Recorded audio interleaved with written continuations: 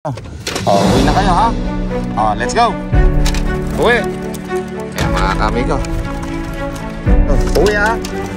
Ayan na, another 3 ayan mga kamigo. Yun o, meron pang malaking ibon dito.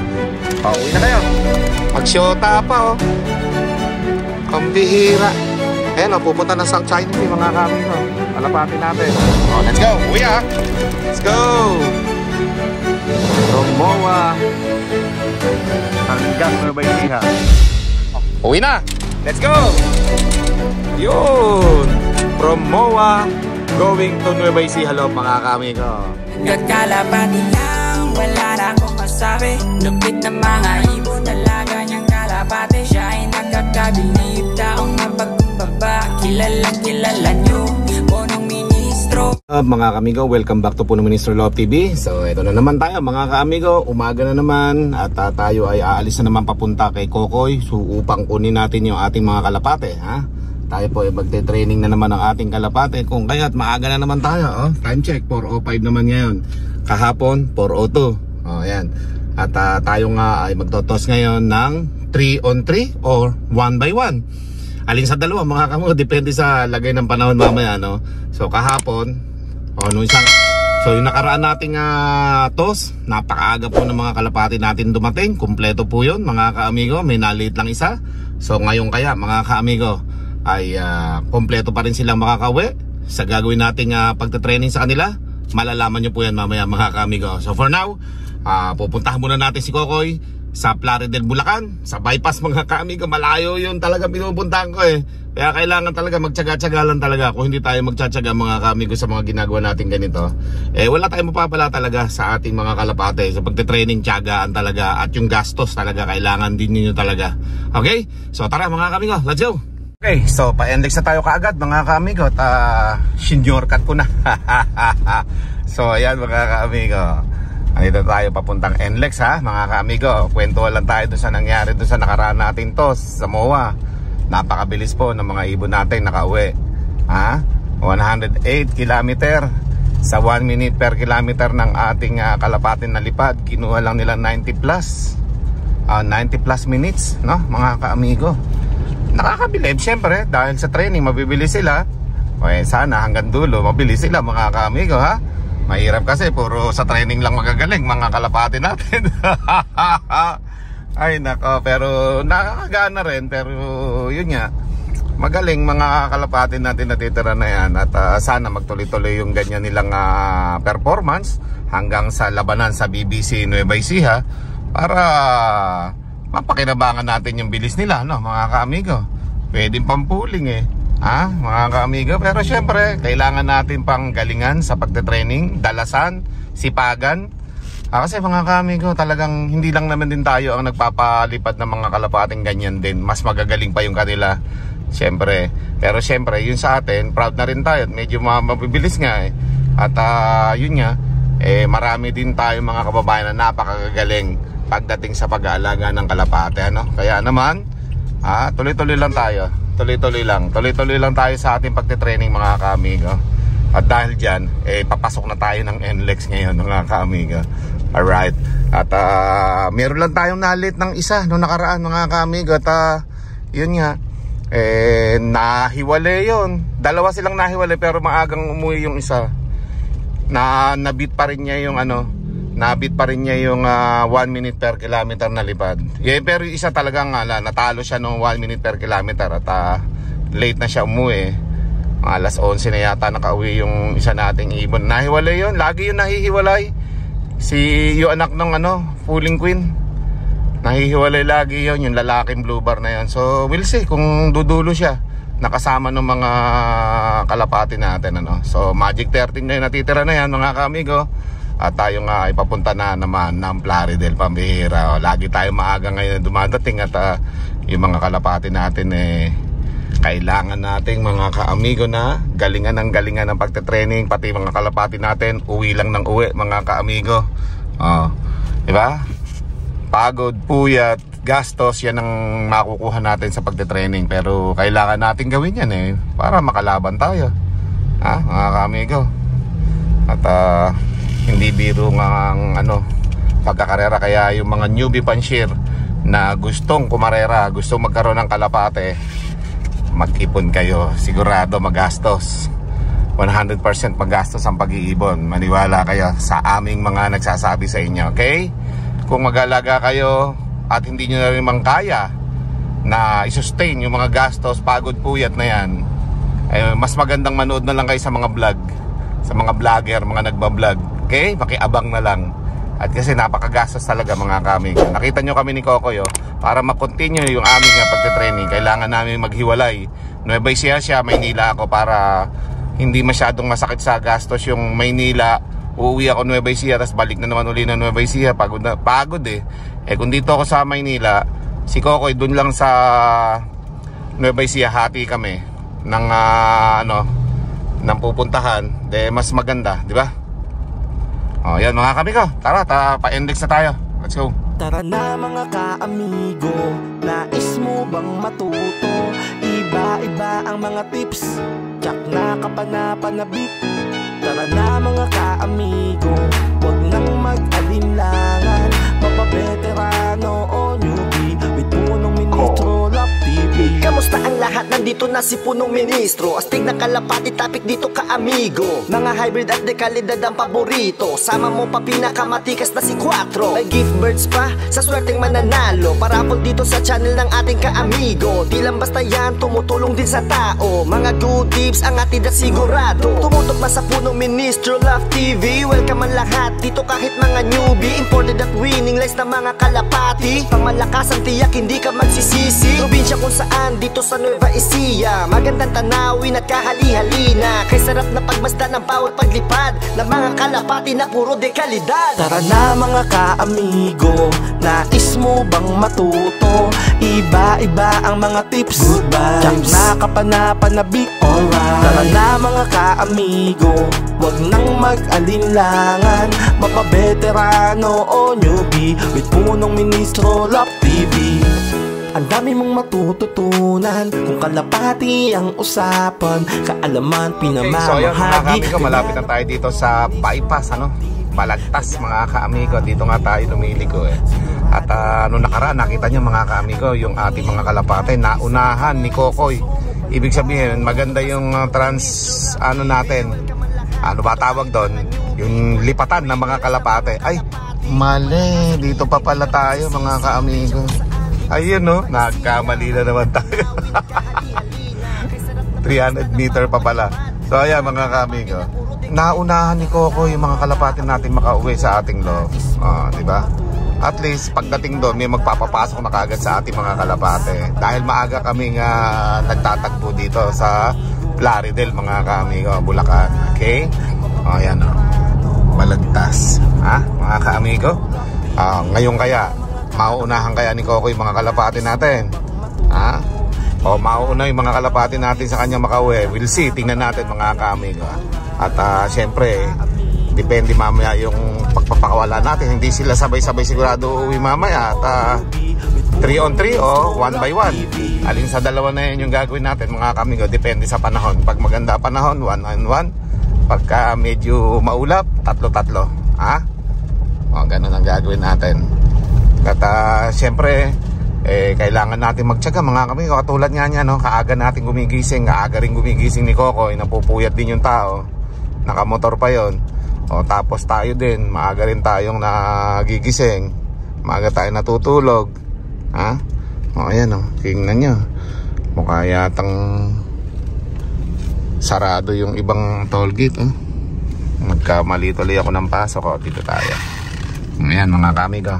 At mga ilang minuto lang, nandun na tayo sa location ni Kokoy. Mga 20 minutes, let's go. Okay, so nandito na tayo. Pambihira, nagkaligaw-ligaw pa ako. Madilim kasi sa daan mga ka-amigo.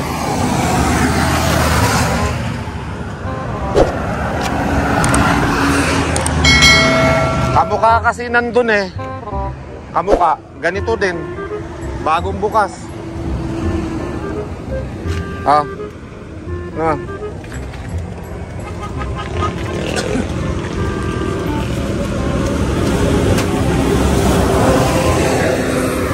Mga kami, maaga tayo nagpunta dito kay Kokoy at mas maaga naman siya pala.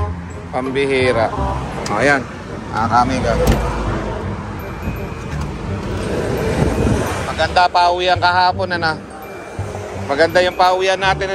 Naunahan mo pa yung kalapate Malayo pa yung pupuntahan ko mga kamigo. May ganito rin kasing pagawaan doon, no? Ganyan. Kaya lang, walang laman. Bakante.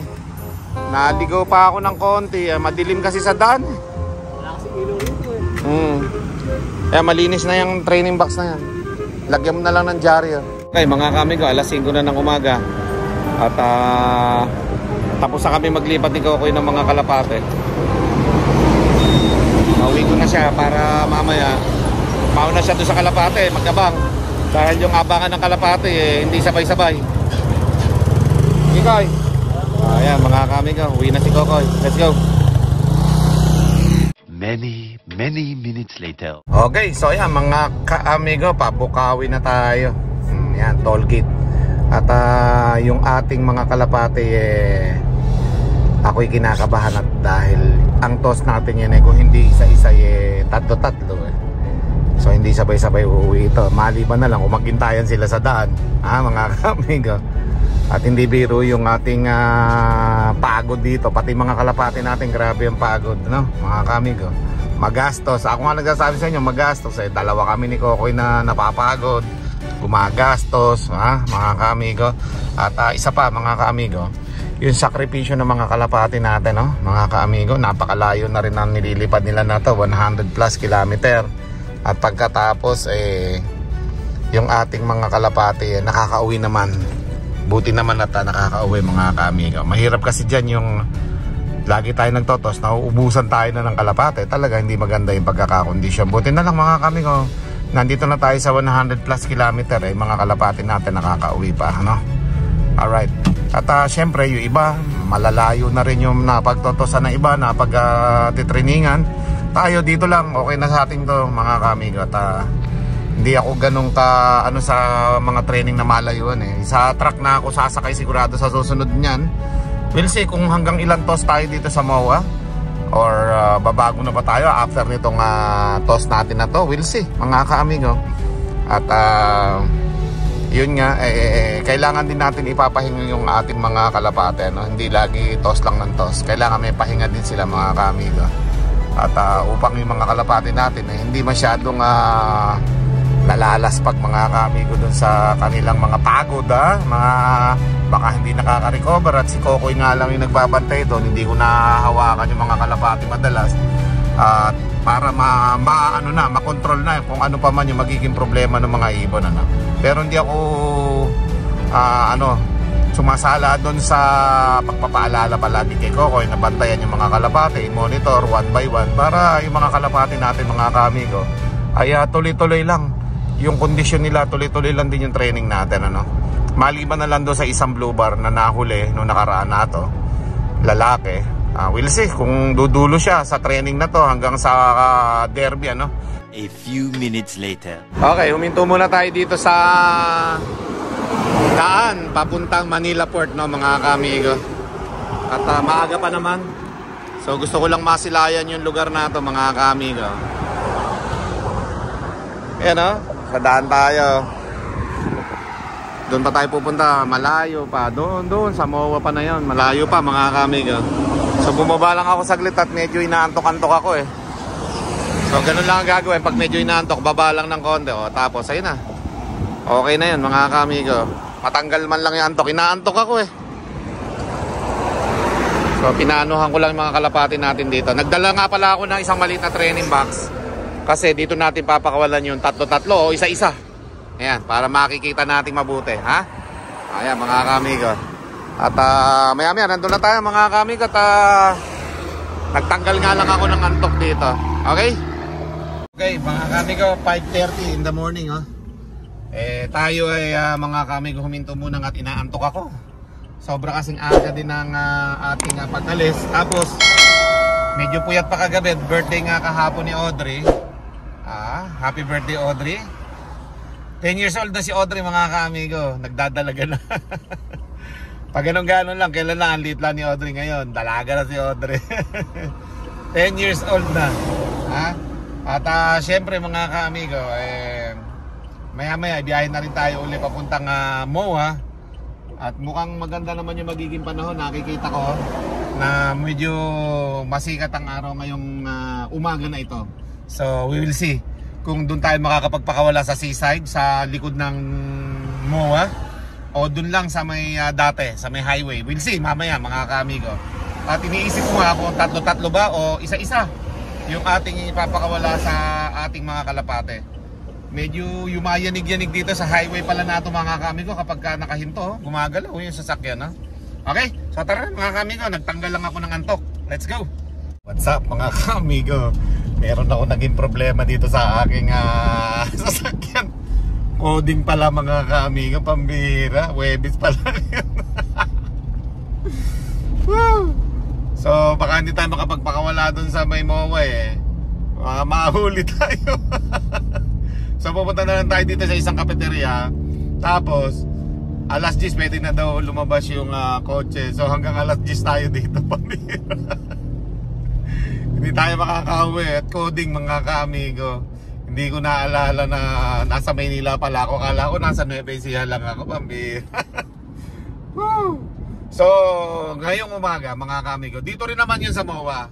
Pero dito tayo magpapakawala sa tapat lang ng MOA. Hindi na tayo mismo pupunta sa likod ng MOA at baka mahuli pa tayo doon. Alright, so we'll see mga ka-amigo. Coding pala si amigo, pambira. So yeah mga ka-amigo, hindi na tayo didiretso ng MOA at tayo po ay coding mga ka-amigo. So nandyan sa baba yung papuntang MOA. Ayan sa may Jollibee na yan.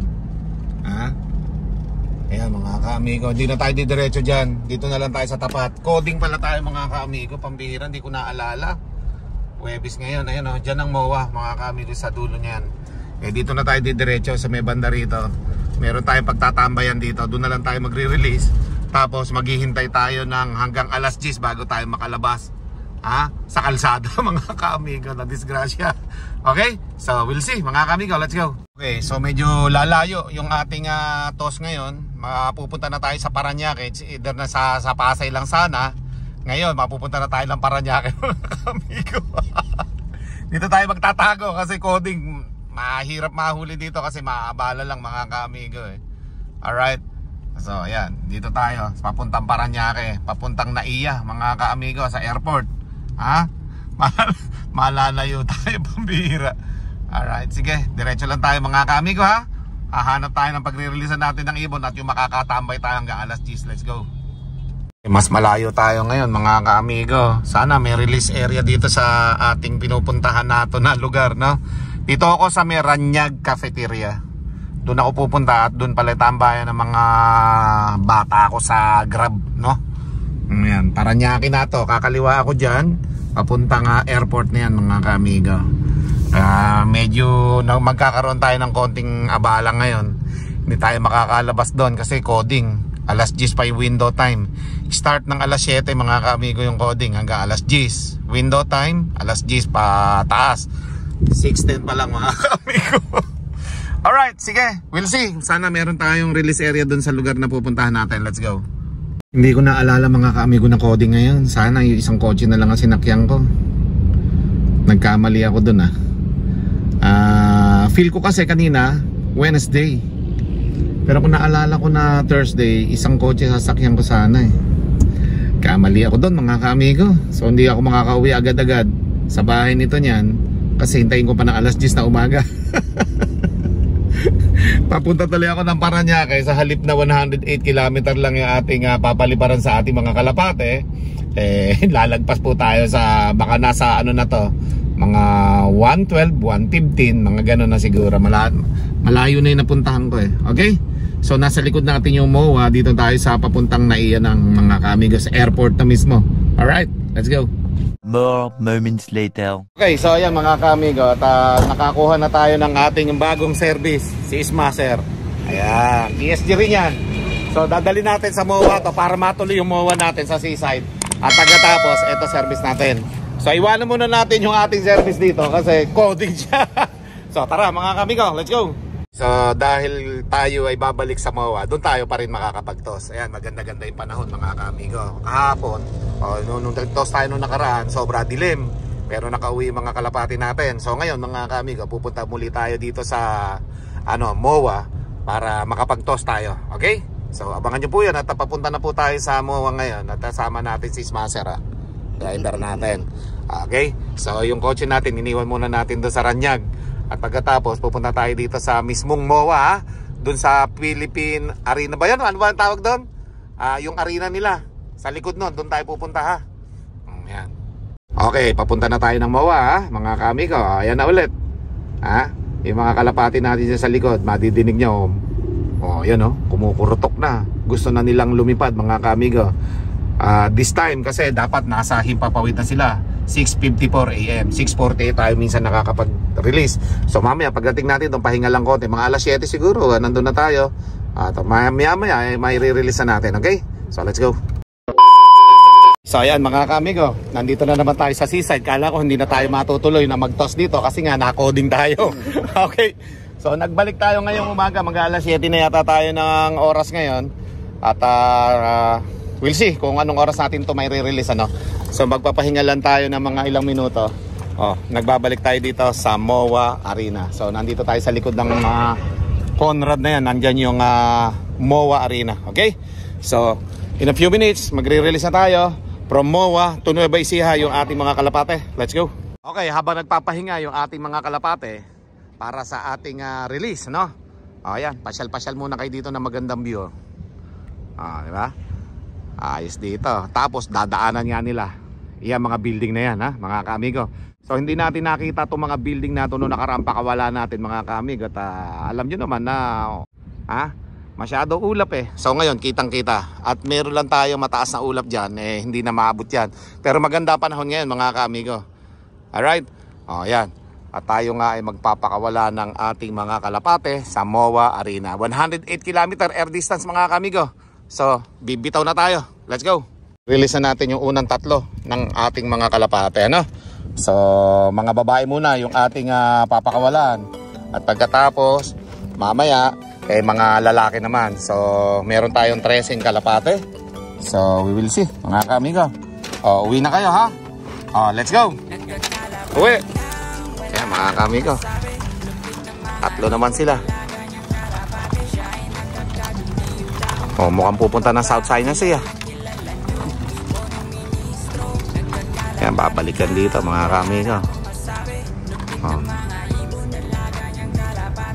Ayan na.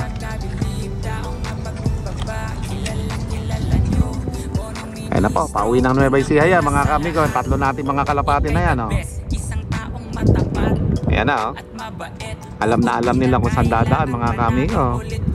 At yung ganyang direct na uwi mga kaamigo, sana tuloy-tuloy lang para mainit na kasi sobrang nasikat ng araw. Inabot tayo ng alas 7 mahigit kasi nga mga kaamigo ay talagang yung ating mga kalapati na-traffic din kasi na-coding tayo mga kaamigo na sasakyan Kung hindi maaga tayo makakapag-release So ngayon malalaman natin yung mga kalapati natin yan kung on time yung uwi nila. 7:12 mga kaamigo, 108 km from MOA to Nueva Ecija. Let's go. Okay mga kaamigo, 7:50 na ng umaga. 3 minutes lang ang pagitan mga kaamigo ng ating mga kalapate So papakawala ulit tayo ng tatlong babae uli mga kaamigo. I think yung mga kalapati natin naman na naunang umuwi ay malayo na yun dito. So hindi na mag-aabot yan. So tara, let's go. Uwi ayan na, another 3 ayun mga kaamigo. Meron pa malaking ibon dito. Kala ko agila yun Bihira yan, direct na mga kalapati natin Okay, so meron pa tayo dito. Ilan ba to? Isang babae pa, at 6 na lalaki na lang nandito mga kaamigo. Yan, wala na, direct na mga kaamigo. So meron pa tayo ditong 7 na kalapate. So ito na lang yung ating itotos pa ulit. So dahil nga dyan, inabutan na tayo ng matinding sikat ng araw dito. Sana makauwi mga kalapati natin sa oras mga kaamigo. So kailangan bago mag alas 9 ay nandun na sila sa Nueva Ecija. Okay? Mit punong ministro, Lop TV.